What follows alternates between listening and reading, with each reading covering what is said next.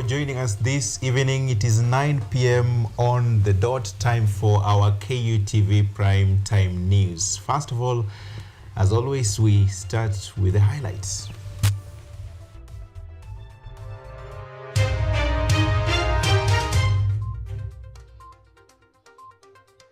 KUVC Professor Paul Wainaina offers gratitude to university stakeholders as staff members hold end-year celebration ahead of Christmas break.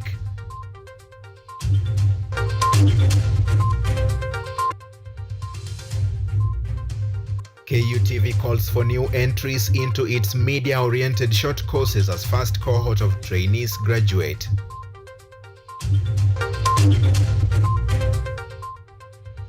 ICTCS Eliud Owalo appoints David Mugonyi to replace suspended Ezra Chiloba as Communications Authority Director General.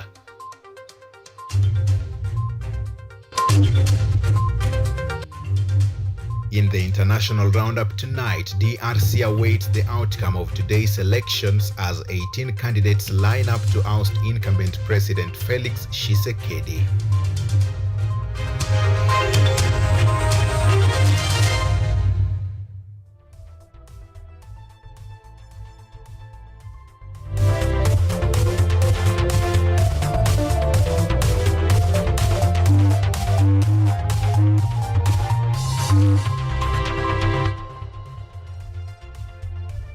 This is KUTV Primetime News with DENIS OMONDI. Our sign language interpreter this evening is Sami Okelo. We're going to be together for the next 30 minutes or so you want to stick around.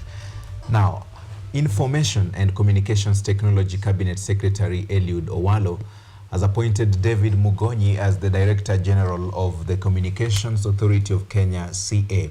Mugonyi has been serving as the head of the Presidential Communications Service.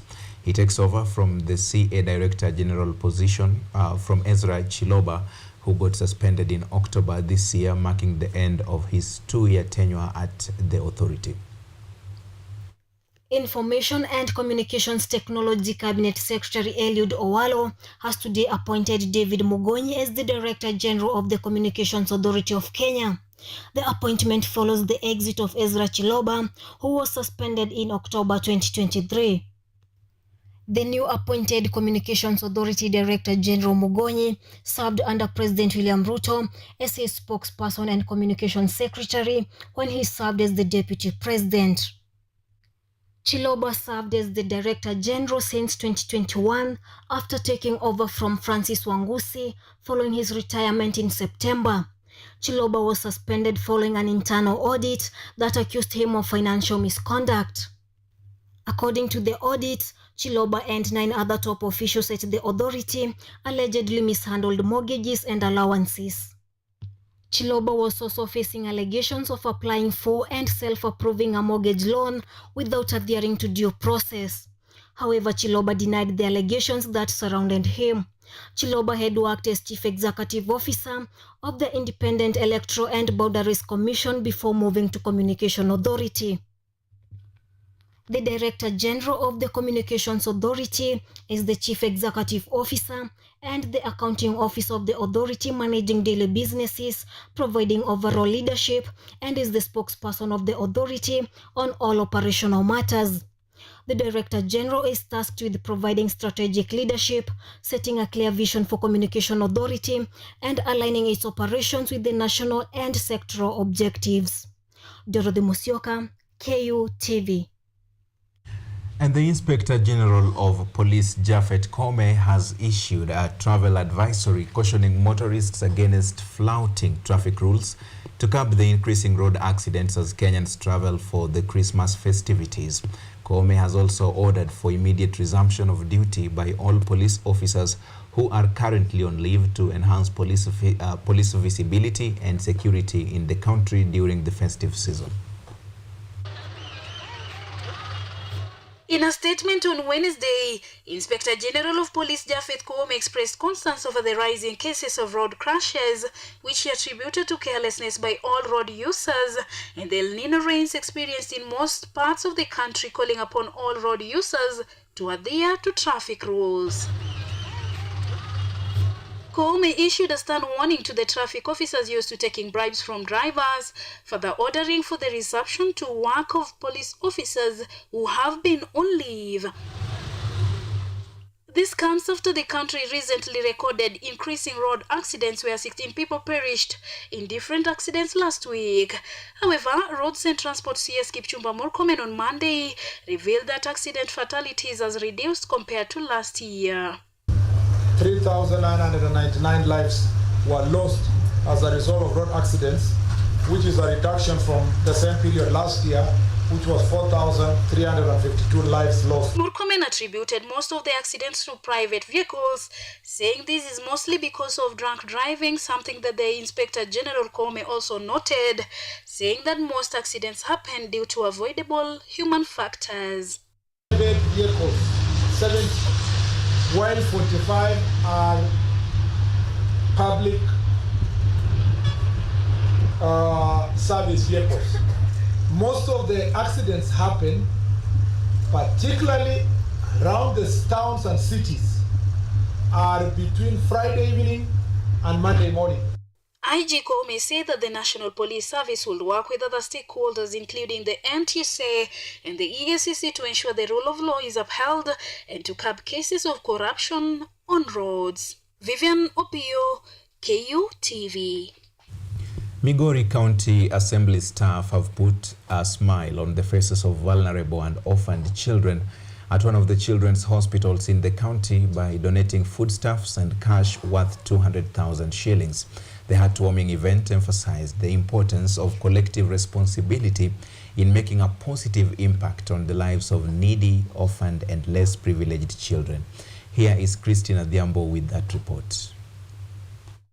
As the Christmas celebration nears, Migori County Assembly staff has showed compassion to the needy and vulnerable children by donating foodstuff and money that will see them enjoy their festive season. The County Assembly Speaker Charles Likoa, who led the charity event, said he visited and supported the sick children at the OVI hospital. The hospital has been treating and supporting needy and vulnerable children over the years to promote and contribute to their overall well-being in the society. Is for those who can afford to assist. Let them not dilly-dally. Let them not sit back. They should join those who are supporting an institution like this for it to be able to stand the hard times. The OVI Children's Hospital Administrator Elena Oko disclosed that so far the center has 35 children undergoing treatment and care, and some are currently undergoing cancer treatment. She also explained that the institution aims to transform the happiness, the health, and security of the vulnerable. They are very appreciative. So I'm encouraging them to do the same to other institutions that are doing the same thing that we are doing here. Migori County Assembly Clerk Vincentia Kionge urged the administrators of the OVI Children's Hospital to be diligent in what they are doing to ensure that the kids have a smile at the end of their recovery journey. She added that the County Assembly engages in such activities annually. Every year, we always have such an activity. We identify an orphanage. We do it on our, we rotate on the sub-counties. We identify an orphanage and just go share with the kids that are in that orphanage. The County Assembly staff are confident that they will continue to give the necessary support to the less privileged in society to inspire hope for those affected. Christine Adhiambo for KUTV. The Jubilee faction, led by nominated Member of Parliament Sabina Chege, has vowed to support the resolution by the National Executive Committee to exit Azimio coalition, claiming that it is abusive. The faction has also promised to support the efforts of the government to stabilize the economy, stand for peaceful resolutions of national concerns, and support the report by the National Dialogue Committee. However, by dint of being the third largest party in Parliament, members are now demanding 7 leadership slots in the National Assembly and the Senate.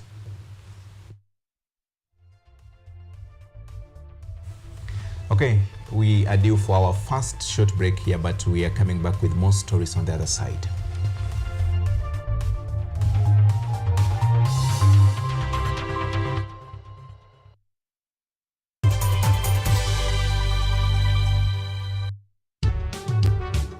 By definition, is that the state is in charge of all children regardless of race, status, and their backgrounds. And it's mainly because the parents are also citizens of the country. They are the taxpayers. And they have given the obligation, through responsibility to the state.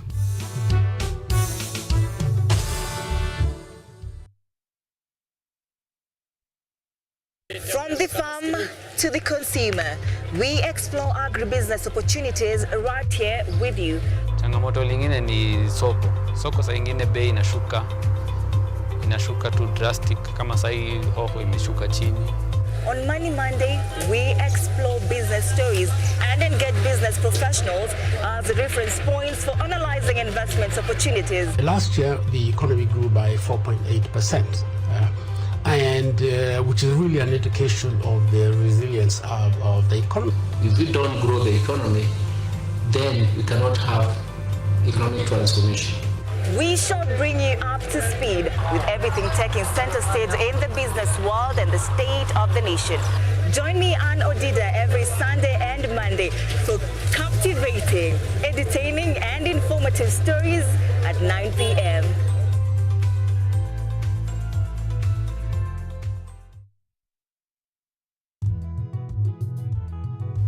Mimi ni mkulima huku Narok, aswa upande wa Ngareta. Variety kwanza ya miezi 6 ni mzuri juu mahindi iko na kilo.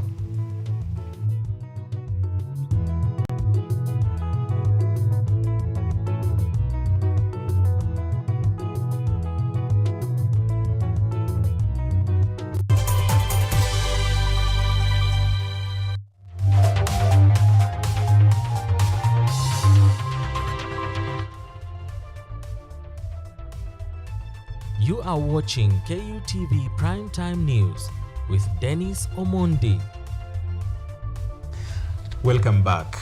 Now, moving on, Kenyatta University Vice Chancellor Professor Paul Wainaina today led the end-year celebrations for the staff members.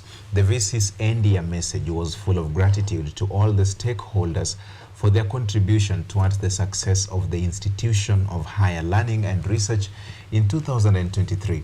Eliud Mutwiri was on site at the institution's main campus in Nairobi. We wish you a Merry Christmas. At the Kenyatta University main campus amphitheater, congregants comprising of the KU stakeholders, including the management, faculty members and staff, were in a jolly mood as they cheered, sang and danced, bidding each other farewell before they break for the Christmas and New Year break till 3rd January 2024. The Vice Chancellor Professor Paul Wainaina delivered his end-of-year speech, which highlighted successes amid challenges faced throughout the year. We are saying, despite all the challenges, we have been able to overcome, and we have been able to at least have some successes. Professor Wainaina lauded all university stakeholders for their commitment towards the prosperity of the institution in 2023. I'm taking this opportunity to thank each and everybody who has been actually contributing. I know there are some who are not here, but we are saying we are inclusive, that whatever has happened, it has happened because we have worked together. Some of the notable achievements for the university this year included reception of the highest number of first-year placements from the university's placement body KUTVs and achievements recorded from the students in various co-curricular activities. In the music, they have scooped all the trophies. And you see, particularly in terms of music. In the spirit of making merry, Kenyatta University staffs are to receive an early Christmas in their bank accounts as a congratulatory sign for a job well done in 2023. I decided that in order for you to be able to send me a Christmas card, in that salary, I'll put something small.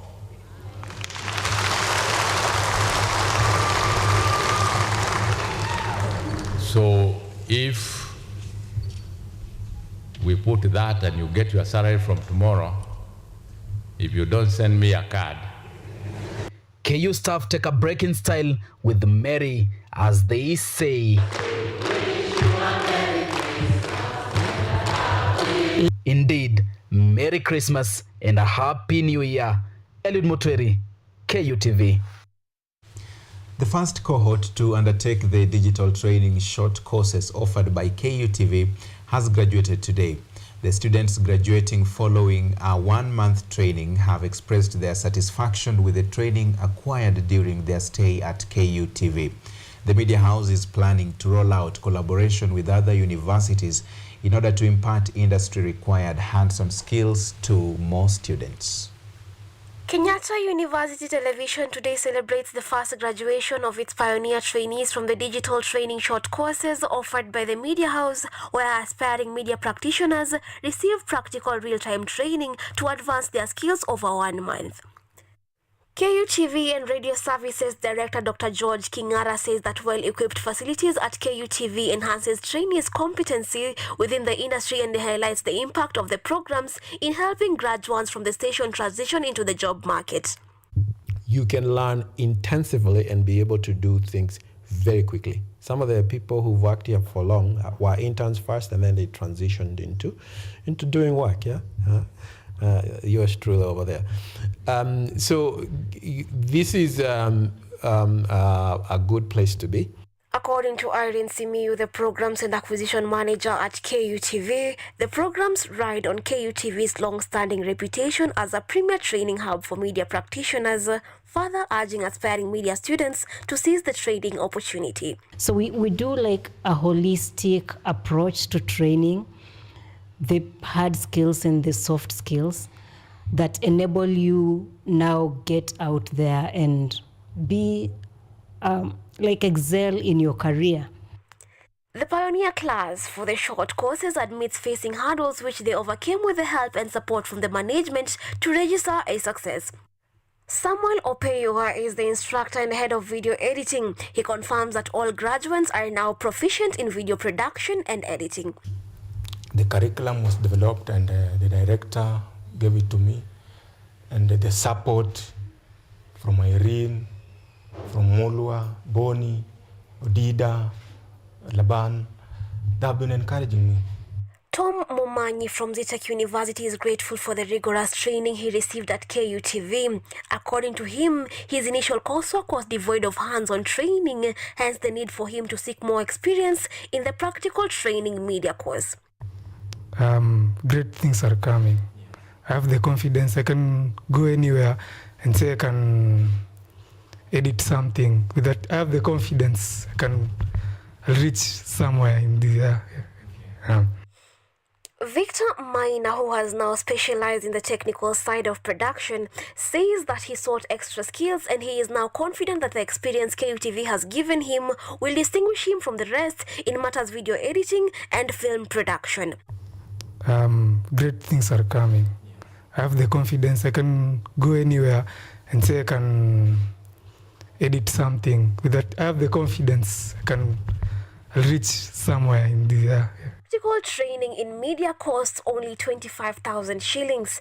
The course runs for 1 month and accommodates everyone regardless of their field of study. Graduates receive certification at the end. Yvonne Kimuma, KUTV. Now, in international news, Democratic Republic of Congo polling stations opened today, paving way for the general election, pitting the incumbent President Felix Tshisekedi against 18 other challengers. President Tshisekedi took office in 2019 and is running for a second 5-year term, as he is considered the frontrunner in the single-round presidential vote amidst armed conflict in eastern DRC. This and more in the international roundup produced by Theo Masharia. Amid armed conflict in Eastern Democratic Republic of Congo that has overshadowed much of the electoral campaign, the Democratic Republic of Congo DRC elections kicked off today, attracting more than 100,000 candidates running for various positions, with the total number of registered voters standing at around 44 million out of a total population of 100 million. The incumbent President Felix Tshisekedi faces 18 other presidential candidates, including Martin Fayulu, a former oil executive who claims to have won the 2018 elections that brought Tshisekedi to power. However, the Wednesday's elections are seen as a crucial test for democracy in the DRC, where only one peaceful transition of power has occurred in 63 years.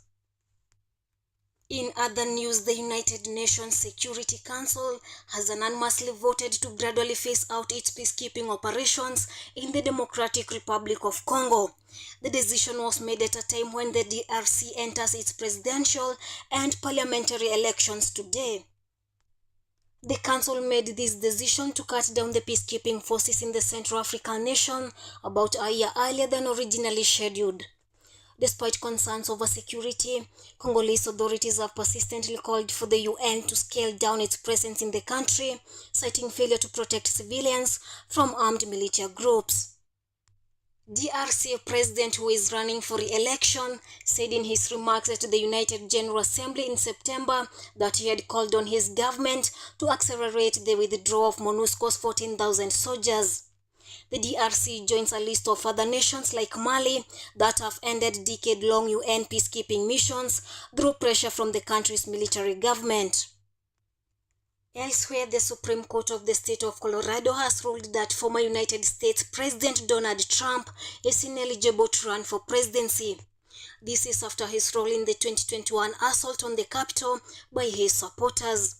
Trump faces a raft of other cases, including criminal charges over alleged efforts to overturn the 2020 election, mishandling classified documents, hush money payment in the 2016 election, and fraud in his business practices. This decision has drawn condemnation from the Republicans, and Trump campaign spokesman Steve Chung said they would swiftly file an appeal to the Supreme Court. In a rejoinder, Donald Trump claimed that he is a victim of political persecution. State officials have said that the issue must be settled by 5th of January. Dorothy Musyoka, KUTV. Okay, all eyes are on DRC to see who comes out as the president of that country, a very important country in Africa, I have to add. We take yet another short break here. When we come back, we look at more stories, including the sports news.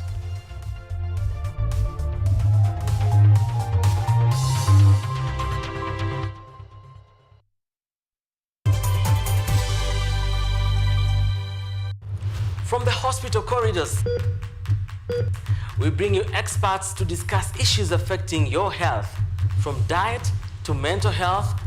The familiar and the ignored are both put into perspective. We then dive into the environment and look at the effects of climate change and its solutions. Join me, Mutegi K. Martin, every Friday at 9 p.m. as we learn on how to better our health while taking care of our environment. Only on KUTV.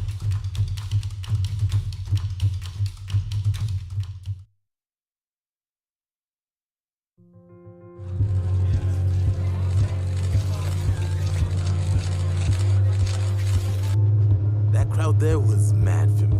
You realize what just happened? Don't stress. It's just rock and roll. The police? Is everything okay with Nami?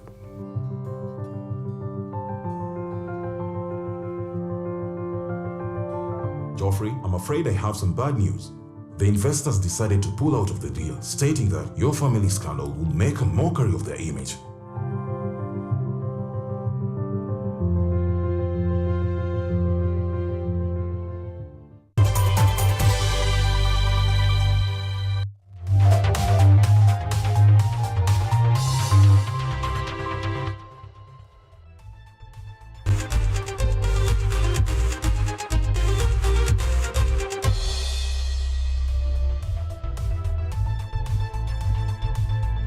Okay, now in sports news, Tusker player Fabian Adekin helped Tusker FC to bag a victory against Police FC after scoring a late goal in added time in their FKF Premier League game, which was played today in Machakos. Elsewhere, AFC Leopards was held to a 1-1 draw by Muranga Seals in a game which was played at the SportPesa Arena. Omondi scored for AFC in the 26th minute, but Muranga Seal recovered the goal in the 32nd minute. In another Premier League match, Sofapaka lost to Muhoroni Youth in a game which ended with a score of 1-0. And moving on, Kenyan side Bandari FC has been grouped alongside Tanzania's Yanga in Group C of the upcoming Mapinduzi Cup, which will be held in Zanzibar. Bandari got an invite a week ago to participate in the tournament, which is held annually.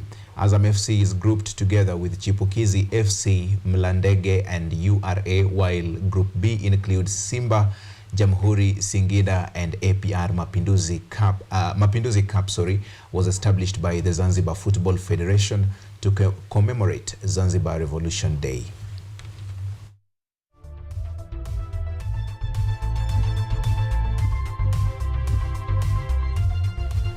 And Chelsea and Fulham have proceeded to the semi-finals of the Carabao Cup after both teams won their quarters through penalty shootouts. Elsewhere, Manchester City found their way to the finals of the FIFA Club World Cup after bagging a 3-0 victory against Japanese club Urawa Reds. This happens even as new plans for the competition continue to raise concerns from European football stakeholders. Arsene Wenger has, however, defended the FIFA decision.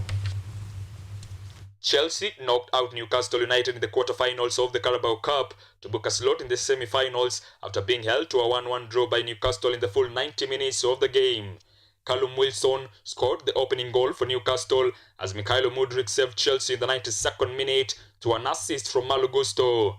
This forced the game to proceed to the penalty shootouts, which ended with a score of 4-2.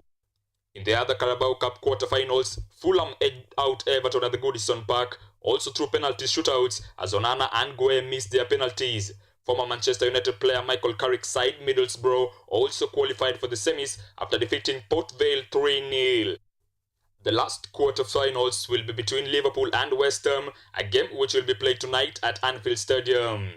Elsewhere, Manchester City striker Erling Haaland was awarded the World Sports Star of the Year by BBC Sports as his team was awarded the Team of the Year.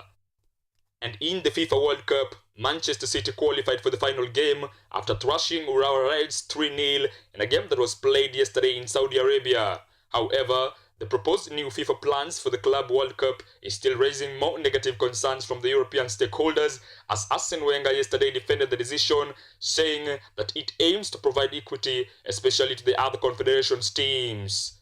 Derek Odhiambo, KUTV.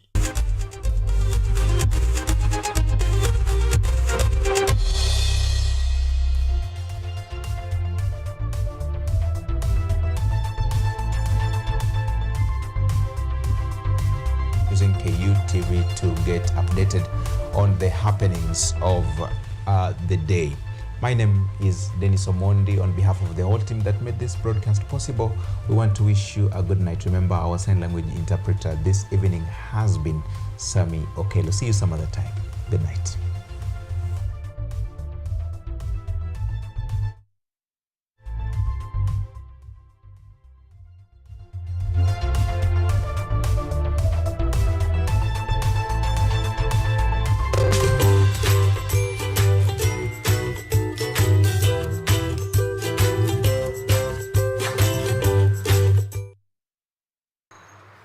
They are powerful and influential. They make decisions in